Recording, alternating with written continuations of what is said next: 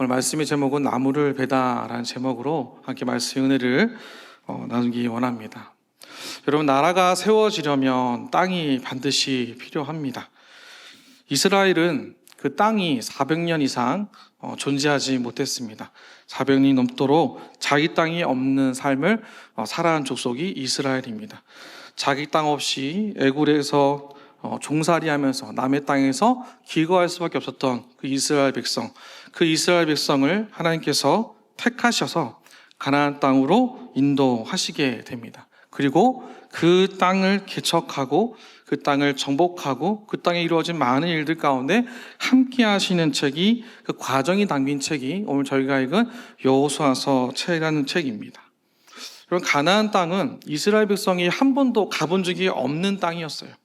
그 땅에 대해서는 아무런 정보도 없었고 사전적 지식도 없었고 그곳에 누가 어떻게 무엇을 하며 살고 있는지, 어떤 힘을 가지고 있는지, 그 사람들은 뭘 먹고 자라는지를 잘 모르는 것. 이스라엘 백성은 당연히 가나안 땅이 어떻게 되었는지도 전혀 몰랐다라는 것을 보게 됩니다. 한 번도 거기에 살아본 적이 없었기 때문인 것이죠.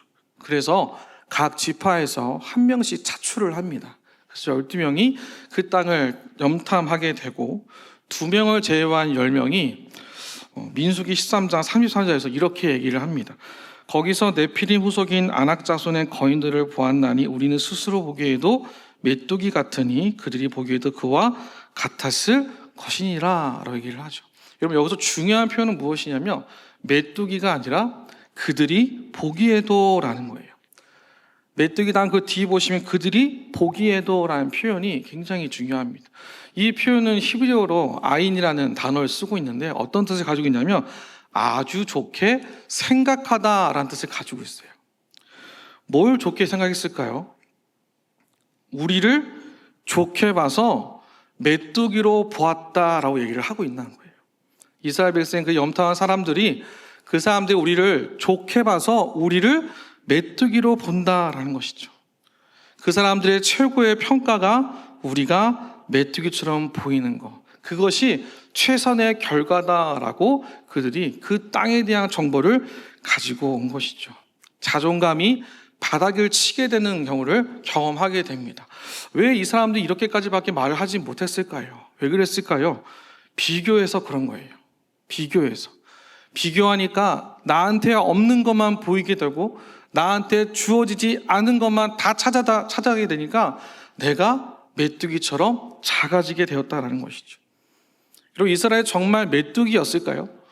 정말 하나님은 이스라엘 백성을 메뚜기처럼 보이기를 원하셨을까요? 근데 여러분, 성경 어디에도 하나님은 당신의 백성을 메뚜기라고 부르신 적이 없으시다라는 거예요. 결국 이스라엘 백성은 스스로 자기 자신에 대해서 판단하고 나는 되지 않을 것이고 나는 이길 수 없다라고 불신하게 되는 그 결과로 인해 자기 스스로가 메뚜기가 된 것이죠. 자기의 마음속에서 이미 안 될 것이다, 우리는 안 된다라고 결론을 내버린 그들의 모습을 성경은 기록하여 우리에게 보여주고 있다는 겁니다. 사랑하는 여러분, 여러분은 어떠십니까?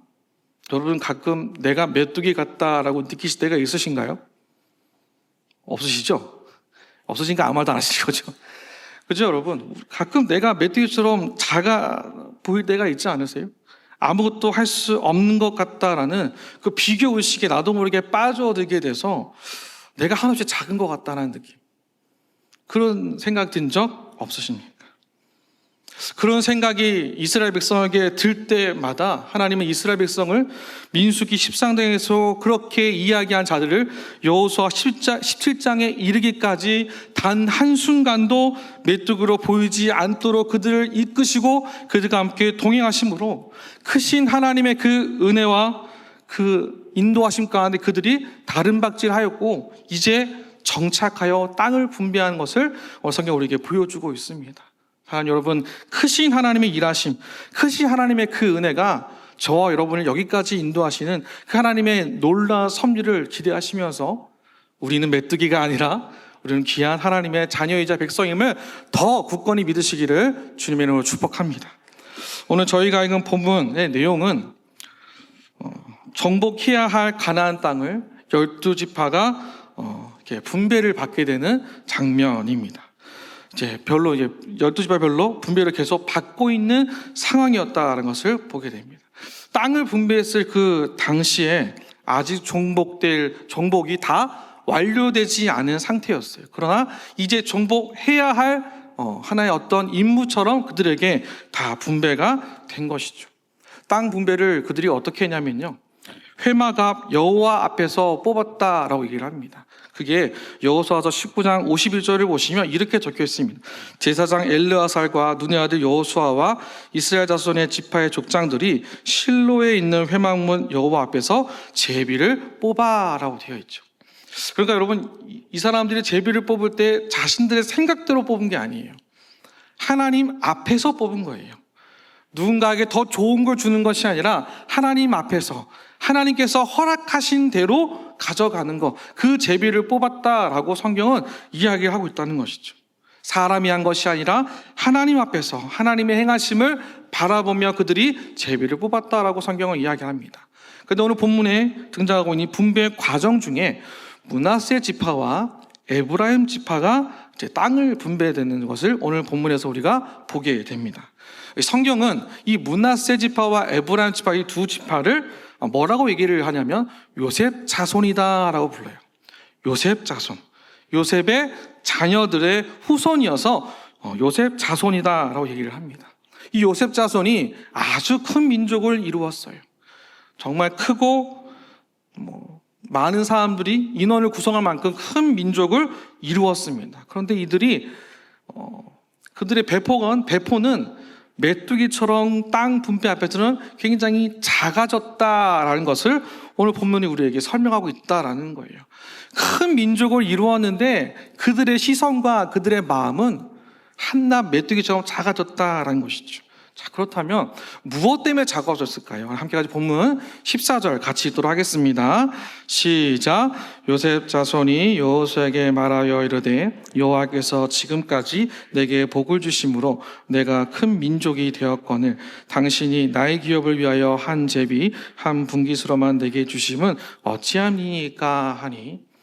본문을 보시면 이 요셉 자손인 에브라임과 므낫세 지파가 여호수아를 찾아가게 되고 이야기를 합니다. 하나님께서 우리들을 큰 민족으로 복 주셔서 이만큼 성장하고 커졌는데 왜 한 분깃만 우리에게 주는 겁니까? 라고 컴플레인을 한 거죠. 불만을 제기한 거예요. 근데 그들의 불만은 누구를 향하고 있을까요? 하나님 앞에서 분배한 일에 대해서 불만이 생긴 거예요. 여호수아에게 찾았지만 사실 누구에게 마음이 안 좋은 거예요? 하나님을 향해서 마음이 좋지 않은 것이죠. 하나님 앞에 불만이 생긴 거예요. 그들의 눈에는 자신들이 받은 땅은 너무 좁아 보였다라는 것이죠. 여러분, 감정이 태도가 되면 안 된다라는 말이 있어요. 들어본 적 있으시죠? 어떤 뜻일까요? 불편한 감정이 삶의 태도로 바뀌지 않아야 된다라고 할 때 이 표현을 씁니다. 지금 므낫세 에브라임 지파는 정확하게 답답하고 불편한 감정이 쌓여서 하나님을 향한 불신의 태도로 바뀌었다라는 것을 성경은 우리에게 보란 듯이 보여주고 있다라는 거예요. 하나님을 향하여 불신의 마음으로 불신의 태도로 다가가는 그 모습. 이유가 무엇입니까? 땅 때문이라는 것이죠. 자신들이 받은 그 땅의 크기가 자신들이 받은 축복에 비해선 너무 하찮고 작다라고 생각했다라는 거예요. 그래서 요셉 자손은 나는 땅을 더 받아야 될 것 같아요 라고 얘기를 했다라는 거예요. 불신의 상태에서 그들이 원하는 고정적인 축복인 땅을 축복으로 요구했다라는 것이죠. 여러분, 이상하지 않으십니까? 불신의 상태인데 하나님 나에게 땅을 주셔야 돼요. 쉬운 말로 안 믿으면서 축복을 원하는, 제대로 믿지 않으면서 하나님 나에게 이렇게 주셔야죠라고 축복을 땅으로 요구하고 있는 이들의 모습, 이걸 쉬운 말로 뭐라고 할까요? 억지라는 것이죠. 그렇습니다. 이들은 지금 억지를 부리고 있다는 거예요. 내가 받을 만한 하나님의 축복은 무조건 땅이어야 되고 그 땅은 반드시 커야 한다. 그렇게 얘기를 했다라는 거예요. 더 나아가서 오늘 저희가 읽은 본문 바로 다음 구절인 여러분 성경을 보시면 16절을 보시면 이유가 있어요. 자신들이 받은 땅은 나무가 빽빽하게 우거진 숲이 있고 자신들이 받은 그곳에는 가나안 백성들이 족속이 철병거를 가진 아주 무서운 족속이고 우리는 그들을 걷어내고 그들을 이길 만한 자신이 없다라는 것을 얘기하는 것이죠. 나무를 걷어내고 철 병거를 쫓아낼 만한 그 일에 시간이 걸릴 것이고 나는 힘들 것이기 때문에 마음이 힘들다, 어렵다라고 얘기를 했다라는 겁니다. 쉽게 지나가고 싶었던 것이죠. 쉽게 내게 허락한 이 땅을 내가 아주 잘 활용하고 싶은데 지금 내 눈앞에 보이는 건 작은 것밖에 보이지 않는 비교 우습게 빠진 이 두 지파를 성경은 우리에게 보여주고 있다는 거예요. 더 나아가서 이들의 마음속에 어떤 마음이 있었을까요? 함께 같이 17장 12절 13절 같이 한번 읽겠습니다. 시작. 그러나 므낫세 자손이 그 성읍들의 주민을 쫓아내지 못하며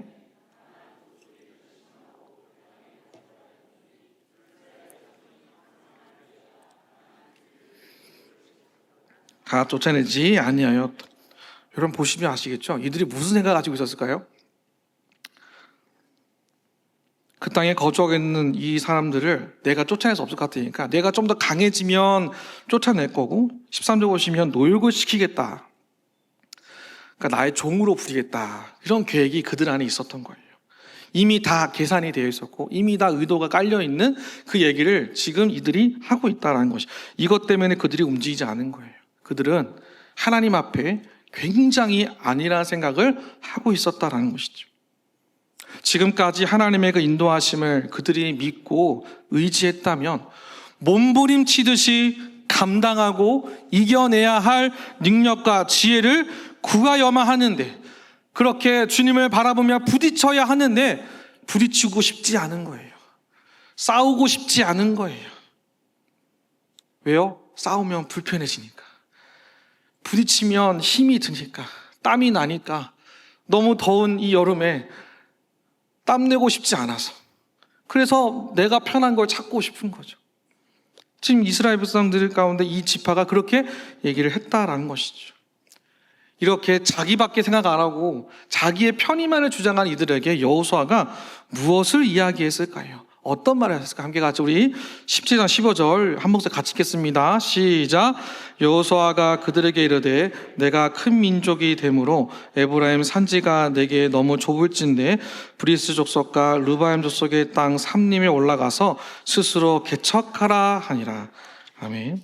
여러분 여기 보시면 여호수아는 이 15절의 말씀을 그가 선언할 때에도 그때에도 그는 굉장히 온전한 사람이었다라는 것을 발견하게 됩니다. 여호수아에 대한 소개 중에 이런 구절이 있어요. 민수기 32장 12절에 그러나 그나스 사람 여분네 아들 갈렙과 눈의 아들 여호수아는 여호와를 온전히 따랐느니라 하시고 라고 얘기했죠. 여호수아는 하나님 보시기에 그 온전함을 쫓아갔고 온전함 가운데 날마다 설 길을 사모하는 자였어요. 성경 안에서 이 온전하다는 뜻은요 히브리어로 전적으로 따르다 라는 뜻을 가지고 있고 끝까지 채우다, 끝에 도달하다 라는 뜻을 가지고 있어요. 그러니까 내가 해야 할 그 일에 따라가는 그 일에 마지막까지 채워지고 끝까지 도달하여서 흔들림 없이 가겠다라는 뜻을 가진 것이 성경에 등장하는 이 온전함이라는 히브리 원어의 뜻입니다. 예를 들어 이런 겁니다. 버스가 종점에 도착을 하면 거기가 끝입니다. 그렇죠? 종점에서는 다 내리셔야 돼요. 다음이 없는 온전한 마무리가 있다는 것이죠. 여러분 예수님께서 십자가에서 하신 말씀이 무엇입니까? 다 이루었다라고 말씀하셨죠. 예수님의 십자가 사건 이외에는 저와 여러분의 구원이 마지막이고 끝이어야 한다는 것. 십자가 다음이 존재해서는 안 된다는 것이죠. 예수 그리스도의 십자가 그 이외에 다른 구원은 없는 것처럼 성경에서 말하고 있는 그 온전하다는 뜻은 하나님의 구원하심과 역사하심 그 다음은 전혀 존재할 수 없는 오직 하나님만이 우리를 구원하시고 우리를 새롭게 하시며 아무것도 할 수 없는 그 가나안 땅에서 우리를 세워가시고 예측할 수 없는 환경 가운데서 우리를 지키시고 보호하셔서 그 환경을 지나가도록 인도하신 하나님, 오직 하나님만이 우리를 새롭게 인도하시고 채워가시며 구원하실 분이시다라는 그 믿음, 그 확정적인 믿음을 여호수아가 가지고 있었다라는 거예요. 그래서 15절에 이야기를 한 거예요. 여호수아는 그 하나님의 인도하심을 전적으로 끝까지 믿으면서 그들에게 개척하라라고 얘기를 하는 것이죠.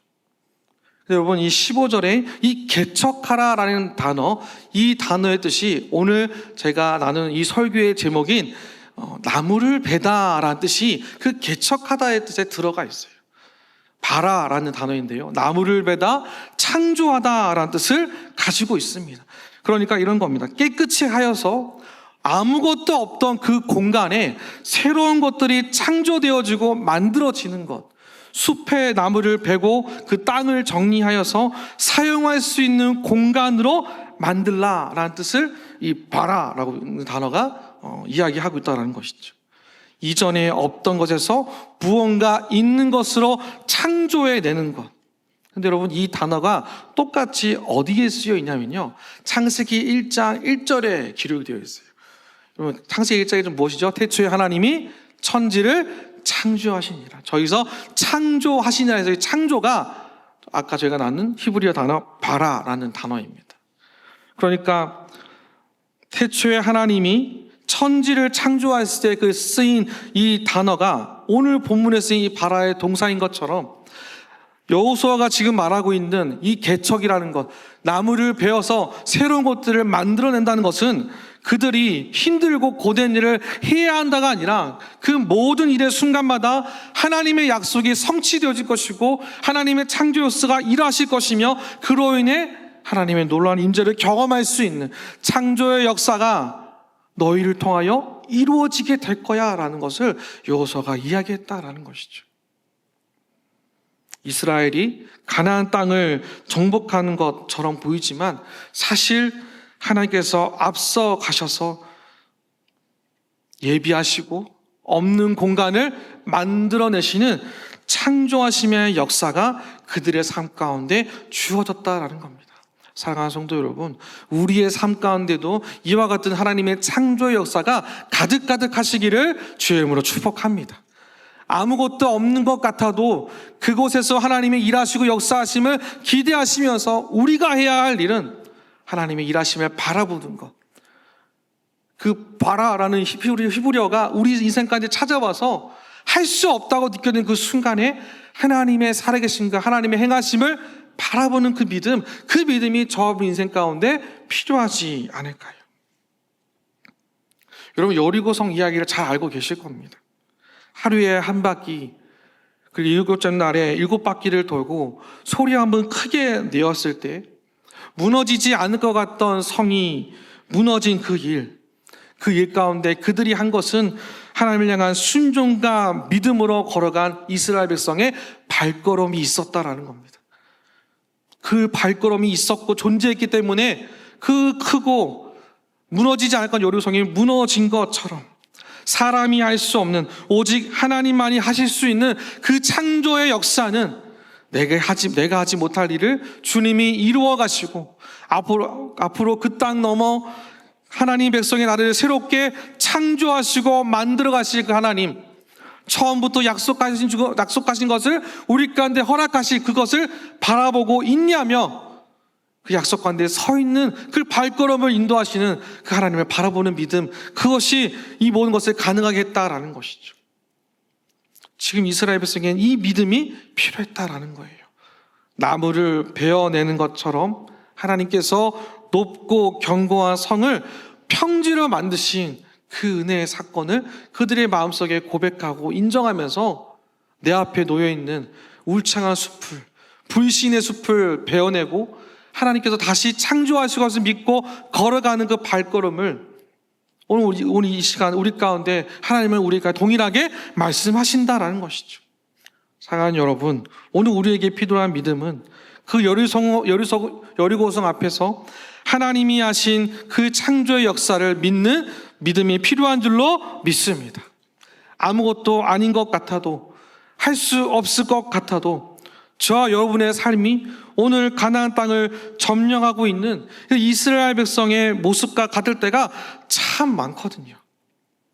하루하루 정복해야 할 것들, 주어진 문제를 풀어내야 할 것들, 이겨내야 할 것들, 그러한 상황과 대상이 오늘 하루도 그랬고 앞으로도 우리 삶 가운데 매일매일 펼쳐지게 될 겁니다. 그런데 의도하지 않았지만 살아가다 보면 그 하나님의 그 인도하심을 내가 따라가지 않으면서 나도 모르게 쓸데없는 말을 할 때가 있어요. 어떤 말을 할까요? 나는 안 될 것 같다라는 거예요. 이제는 너무 늦었다. 우리 가정은 변하지 않을 것이다. 이 문제는 해결될 수 없다. 저와 여러분의 마음속에 울창한 숲처럼 큰 여리고성처럼 할 수 없다는 것들로 우리의 마음을 잠식하게 만들고 고립하게 만드는 적 한 번도 없으셨습니까? 그래서 이 마음과의 싸움, 이 생각과의 싸움이 들 때마다 그때 우리가 해야 할 것은 하나님께서 하나님의 방법과 하나님의 때를 따라서 저와 여러분과 함께 싸우신다라는 거예요. 넘어가게 하신다라는 것이죠. 근데 중요한 건 뭐예요? 안 된다라는 우리 안에 불신의 태도를 내려놓아야 된다는 것이죠. 내 마음속에 불신의 나무를 베어내기 위해서 우리는 날마다 몸부림치며 하나님과 함께 뚜벅뚜벅 걸어가셔야 된다는 겁니다. 여러분, 건강하려면 뭘 하셔야 될까요? 여러분, 건강을 지키기 위해 무엇을 하십니까? 운동도 하시고 여러 가지 하시겠죠. 제가 며칠 전부터 러닝을 한번 시작해 봤습니다. 할 때마다 죽을 것 같습니다. 할 때마다 힘들고 할 때마다 숨을 헐떡이며 이러다가 길에서 쓰러지면 누가 나를 구워줄지 항상 그 두려움을 가지고 달리기를 하게 됩니다. 달리기도 열심히 하겠지만 또 뭘 해야 될까요? 야식을 끊어야겠죠.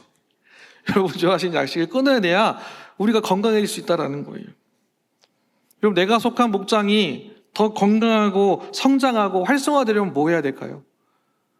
내 마음속에 모이기 싫어하는 귀찮음과 핑계와 이유들을 하나씩 제거해야겠죠. 모이기를 방해하는 것들을 하나씩 그 나무를 베어낸 것처럼 제거해야겠죠. 그렇게 산을 깎아서 쓰라라고 여호수아가 그들에게 이야기했다라는 거예요. 이해할 수 없는 실망과 힘겨움이 아닌 그 산을 깎아서 써라는 그 말 속에는 무엇이 더 있을까? 이것은 기회다라는 거예요. 하나님이 내 인생 가운데 찾아오셔서 새롭게 일하실 것을 믿는 그 기회, 보고 듣고 경험할 수 있는 그 놀라운 기회가 나에게 주어질 것이라는 그 확실한 믿음을 가지고 걸어가는 것. 그렇습니다, 여러분. 하나님의 일하신다는 것을 믿는 저와 여러분에게 필요한 것은요, 이렇게 몸부림치는 순종의 은혜가 반드시 필요할 줄로 믿습니다. 여러분, 몸부림친다는 말은 무슨 뜻이냐면요, 기를 쓰고 몸을 뒤흔들다라는 거예요. 기를 쓰고 몸을 다 비틀고 흔들어서 이 상황에서 몸 다 탈피해버리는 것이죠. 소리 지르고 힘을 내어서 하나님의 역사하심에 동참하는 것이 바로 몸부림치는 거예요. 말씀을 위한 삶을 살아가기 위해서, 신앙의 모습을 지키기 위해서, 스스로 경험한 시간들이 더 많아지기 위해서 치열하게 몸부림치며 눈물로 기도하는 그 기도의 시간이 우리에게 주어졌을 때 우리는 반드시 이전과는 전혀 다른 하나님의 놀라운 계획하심과 새로운 지경이 우리 삶 가운데 펼쳐질 줄로 믿습니다. 그래서 우리가 해야 할 것은 몸부림치며 하나님께로 걸어가는 겁니다. 몸부림치셔야 됩니다.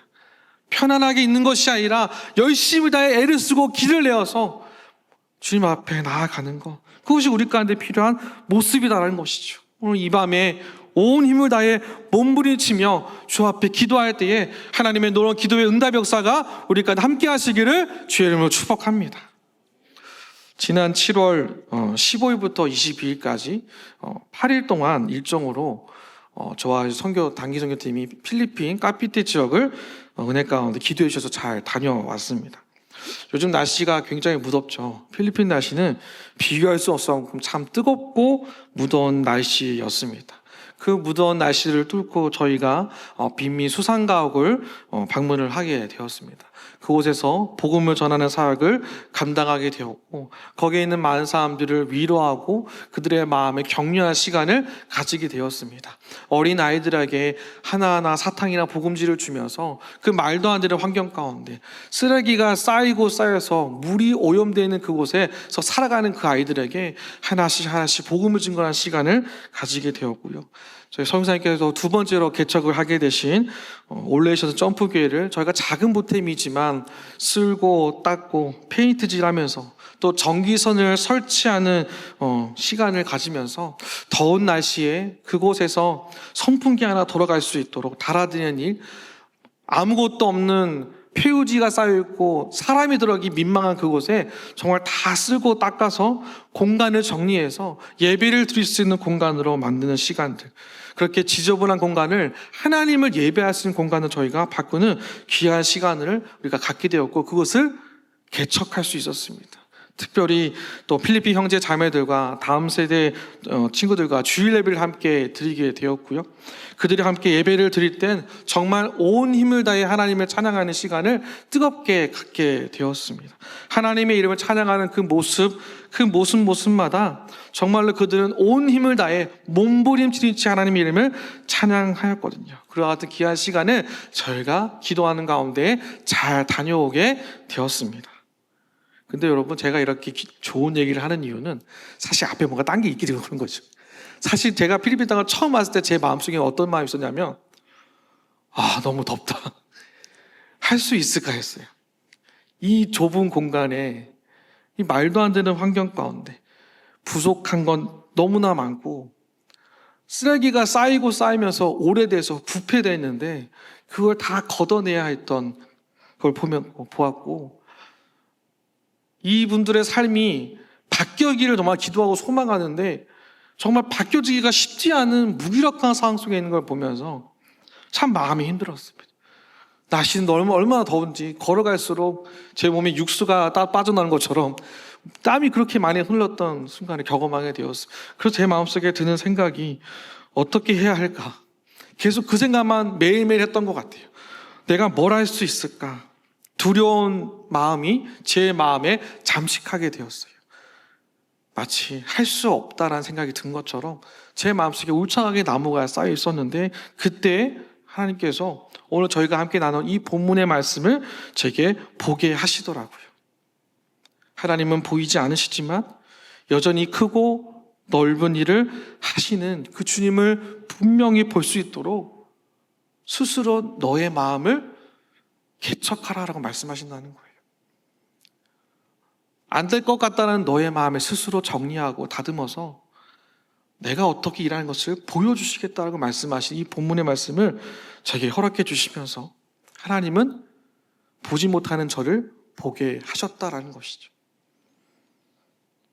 하나님은 신뢰하는 것이 변하지 않도록, 흔들리지 않도록 견고히 버티고 서 있을 수 있도록 부족한 저를 붙들고 계셨다라는 겁니다.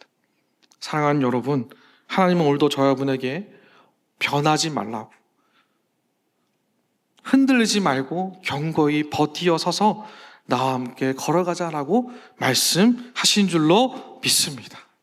그런데 내가 먼저 안 된다고 이미 판단한 그 무엇, 하나님이 이미 보여주셨고 그 능력과 권능을 내게 주셨는데 내가 하기 싫어서, 내가 하고 싶지 않아서, 내가 불편하고 어려워서 그래서 하지 않는 것이 있다면, 그로 인해 두려운 마음이 쌓여 있다면 그 마음을 가리우고 있는 울창한 나무를 베어내셔서 그 너머에 하나님께서 준비하신 새로운 땅, 새로운 지경, 새로운 시작을 아름답게 시작하는 우리 모두가 되시길 간절히 소망합니다.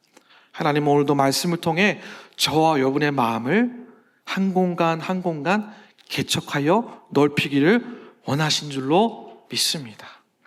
말씀을 맺겠습니다. 사랑하는 여러분, 할 수 있습니다. 두려움이 있어도 몸부림칠 만한 순종을 시작할 때, 불평이 올라올 때 감사의 말을 선택하게 되면 하나님께서 우리의 마음속에 새로운 땅과 길을 허락하실 줄로 믿습니다. 그래서 하나님은 저와 여러분을 신앙이 참 괜찮은 사람으로 우리를 세우는 것이 아니라 온전한 거룩으로 이끌어가기를 원하시는 사실을 오늘 이 밤 가운데 기억하시면서 믿지 못함의 나무를 베어내시고 하나님의 새로운 창조의 역사를 의지하는 우리의 마음속 깊은 곳에 새로운 공간을 창조해내시는 그 하나님을 바라보는 저와 모두가 되시기를 주님의 이름으로 축복합니다.